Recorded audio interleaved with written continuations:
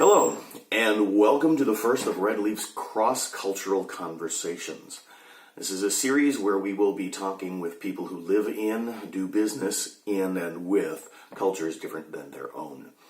Our first interview is Lucien Fantke. He is a German who is the founder and owner of Co-op Training, a language center focused on business in Kunshan, Jiangsu, China. That's about 45 kilometers outside of Shanghai.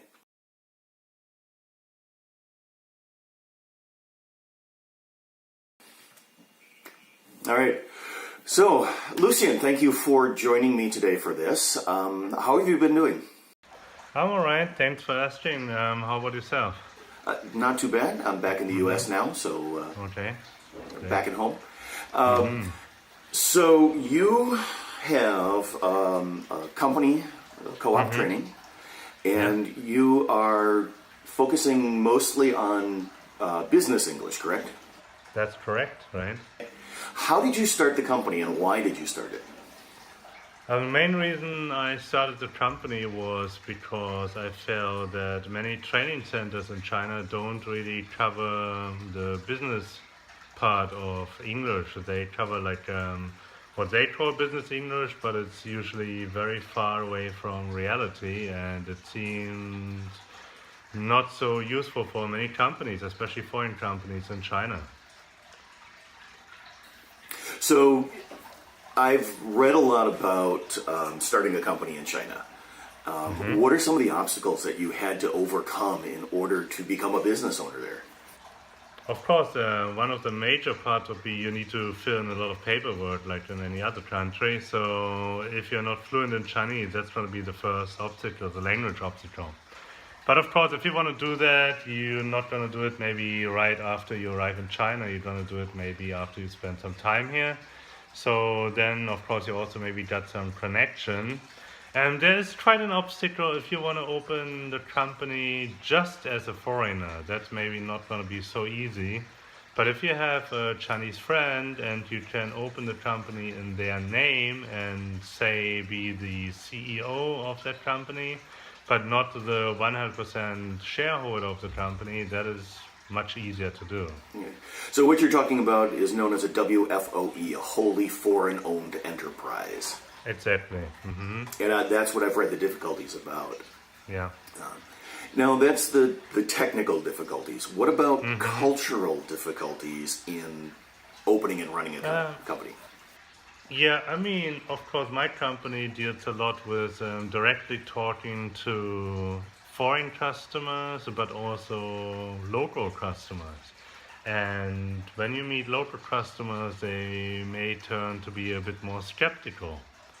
Because if I am a German, if I talk to another German general manager, there's of course a connection right there. We both know each other's culture. But if I talk to a Chinese person, they maybe come to me with an idea of what they want, but often also a bit confused of what they're supposed to be getting, and maybe they only know a lot of hearsay of what they should be getting, but maybe that's not really in their own best interest. And there's also a very different schedule, how fast they actually really do something. There's often a very big space between the initial talk and the final signing the contract. So it actually gave me a lot of pressure planning things, especially since I've been hiring some other people to join my company. We have the weekly schedule and how to really set it up accordingly, because there's a huge time span between the initial first talk and the final contract signing.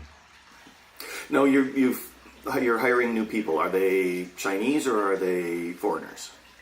Mostly foreigners, and also I like to really focus on people that have experience in real teaching. I'm not so focused on real native speakers, which can be troublesome. Recently, I actually have a customer that gave me a lot of trouble because my teachers are not from native speaking or English native speaking countries, but they do have a teaching background and they do know how to connect with customers on a teacher student base and business related topics, which is a little bit different to maybe native speakers that can speak their language but maybe not transmit the learning experience and how to connect with other people. Often like non-native speakers know the difficulties of learning the language and maybe can tell other non-native speakers about that and help them understanding and overcoming those issues. But there are some people here that just think, hey, you must be a native speaker. Then you got to be the one that can teach us business English, which of course has very little connection with one another. And now, I want to bring up a point here. You're German. Did you grow up speaking English? My stepfather taught me English since I was 4 years old. But otherwise, I'm from East Germany, means I grew up with Russian and German. No, that's something I wanted to come back to. You sort of have leapt cultures a couple of times. That East Germany was very different from West Germany and the rest of Europe. So you made that leap out after the wall came down, right? Right. And then you moved into China, which is an even farther leap. Are there similarities between that, from going from East Germany into Europe as a whole and then into China? It's interesting to see that. I think one reason why it's maybe easier for me to stay in China such a long time is because many things here remind me of my time growing up in East Germany. So actually the gap from East Germany to China is a smaller one than maybe from East Germany to West Germany. Okay. So I can understand that for many Americans or for many Western Europeans, it's quite a shock to come to China. But for me, actually, the shock was more like, hey, time travel back to when I was like 10 years old. I've never heard somebody talk about it like that, but that's interesting. That for most people I've talked to, China is very, very different from where they've been. And there is that culture shock. And for those leaving, there's the reverse culture shock, where you get back to your own country and go, I don't know how to do this anymore. Now, how often do you get home? There was a period between 2005 and 2014 where I didn't go back home at all. So that was 9 years, not only in China though. I mean, there's a time every year, at least once or twice, where I feel the need to get out a little. If I'm very lucky, I go to another country that annoys me even more than here, then I'm very happy to come back, which happened when I went to Manila in the Philippines, for example. It was so stressful that I was actually excited getting back to China. Really? What was stressful about That Manila? happened. Everything, the transportation, 2 hours in each direction if you want to go somewhere, the humidity, the weather, the speed or the non-existence of it, how people just don't get things done. You know, it was very, very frustrating, and I had to spend some time in Manila, like I think almost 1 month and a half or 2 months. I couldn't get away from it because I had to deal with my Chinese visa at the time. So I really had the frustration of being in another country without having the perks of a tourist, but really get stuck in one big city that never ends, similar to LA, but just much, much worse in every possible way. And luckily I had a friend I was living with there. Without that, it would have been huge expenses and just nothing good to write home about. Yeah, I can understand that. I spent just a few days in Manila, and I was in one of the bad parts. Are there good Well, if you get downtown, get down into, is it Quezon City, I think it is, right down on the... Makati, I think. It's you get right down onto the ocean there, and there's some nice areas downtown, but it doesn't take too much to get out of that. Right. Now, in your travels, as a business owner, are you looking at other cultures and thinking, how is business different, or is it all tourism? I have been speaking with some other business owners here in China, and everyone is paying quite a lot of attention to Vietnam, which seems like China 15, 20 years ago. Yeah, lots of things are I've heard that. developing there.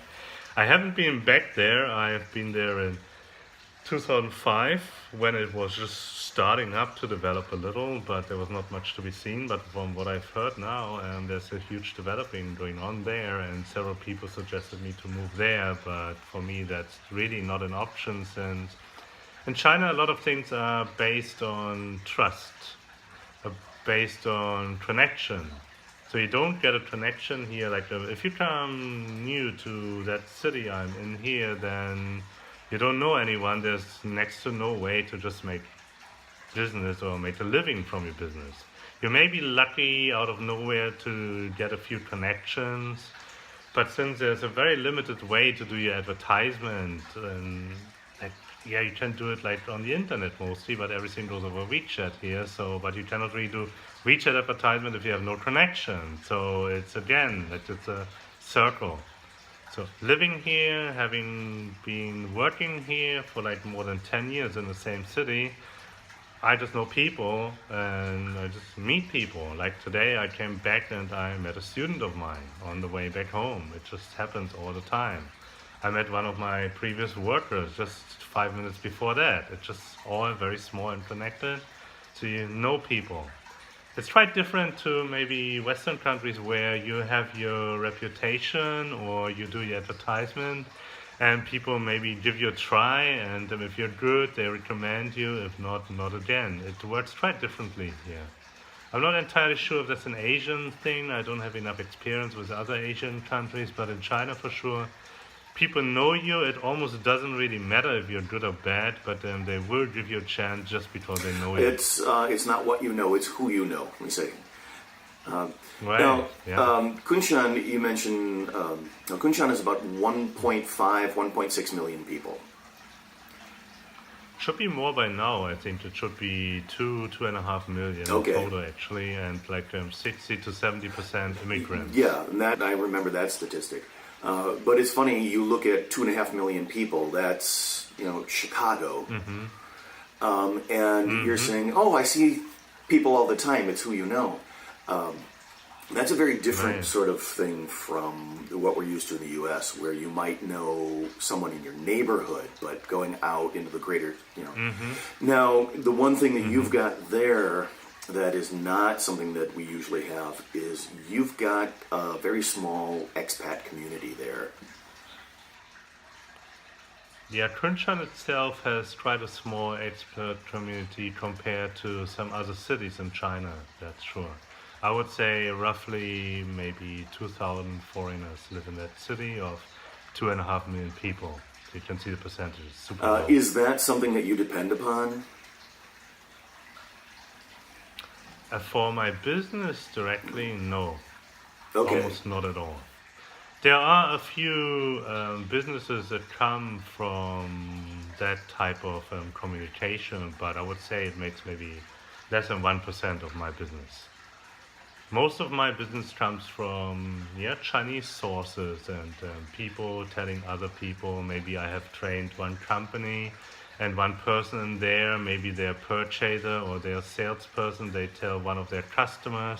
That customer connects with me, or maybe one HR has another big HR meeting, like a government meeting, tells another HR about us, and like hearsay, word of mouth is most likely how we get our business done, which is kind of funny. But people have been asking me on Skype and other places, like, how do you actually do it? But that is just the way. And it comes, and it also is not a very stable flow of business coming in. It can be quite slow, like last year has been quite a slow year. And I thought this year would be much slower due to the relationship between China and America, the tariffs and all of that.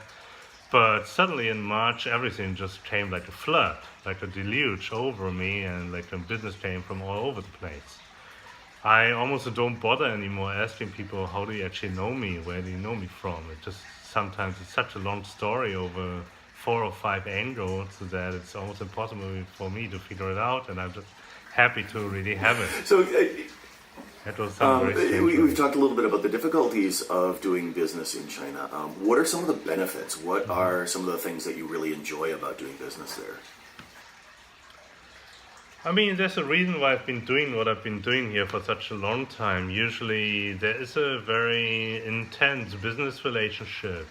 Means, for example, I'm teaching one company in Shanghai now the third year in a row. And this company has invited me not only to some dinners, but also to their New Year party. And they even have invited me to their trip. So I went on an annual trip with the company to a very beautiful mountainous area nearby the sea. They paid all the expenses and treated me like the guest of honor, even though actually they are my clients. So I should actually treat them this way. So it's like opposite roles, and it gives you a very special feeling, and that feeling you can get in China for quite often as a foreigner, where you are being treated maybe a little bit better than even the local people at some point. I call it, like, sounds maybe a bit stupid, but I call it like positive racism. Yeah, where they treat you better than their own people. And for business, you also have that. I had some Chinese people telling me, hey, you are a male white foreigner. For you, doing business in China is usually easier than for even some local people. And quite often, I feel they're not so wrong about that. Yeah. That's an odd thing to say, coming into some other cultures where being the white male is standard and not seen as anything different. Yeah, exactly. Now, you talk about the sort of positive racism. Do you deal with any negative impacts of being a white man foreigner in China? Of course, you meet a lot of people that think simply because you're white and simply because you're a foreigner, now you're also rich and everything is very easy for you in life, which is also not really true. Every day you face your regular problems with, like, maybe transportation, maybe with some official items such as internet you want to apply for, a mobile phone you want to add up. The language difficulties are one. But also often the fear of locals or Chinese people to not being able to understand you, even though you try to speak the language, is still a problem. And of course, like, especially for me, after having lived in China for 15 years now, people still treat me like I've been here just the first day. And I cannot really put a number on my forehead saying, hey, I've lived here for 15 years. Please don't treat me like someone that has lived here only for 1 day or 1 week. And it also puts me in a very awkward position, not only with local people, but also with many foreigners who actually come here just for a short time and think that they already know quite a lot, but they really haven't seen very much, and they haven't also seen the changes China went through. So it sometimes gives me a feeling like I don't belong to one part and I also don't belong to the other part. I'm just somewhere in the middle, like kind of an outsider at times. Not very often, Now, but it does you happen. mentioned changes over time. You've been there for 15 years. What are some of the significant changes that you've seen, either positive or negative? It's very hard to separate those two, I would say. I mean, of course, how people became wealthier has been a good change for most, but also been a very troublesome change for the environment, for traffic in general. I used to ride a bicycle to work in Beijing every day. 45 minutes on a bike was just great. The bicycle roads were as large as roads I've seen in suburb Los Angeles for cars. So nowadays there's almost no bicycle left, and they're just cars. Almost everyone owns a car by now. So that has totally changed. People's, I often say, like, the people's mindset hasn't caught up with the speed of gaining wealth. So there's a discrepancy between those two items. Like, people still act many ways as they did maybe 20, 15 years ago for their mindset, but they want more, or they have much more they can sometimes handle. What advice would you give to somebody who is thinking about coming into China, either as a teacher or doing business or just even as a tourist? I would strongly suggest not to listen to anyone else, not to read too much about China, not to listen to people who had a very bad experience here, but really come here, open eyes, open heart, open mind, and just really see what it gives you. I remember first coming to China back in 2004 and meeting a group of Germans in Mongolia. And those were quite rich Germans on quite a nice journey, traveling the Trans-Siberian train, spending lots of money, and they had nothing good to say about China.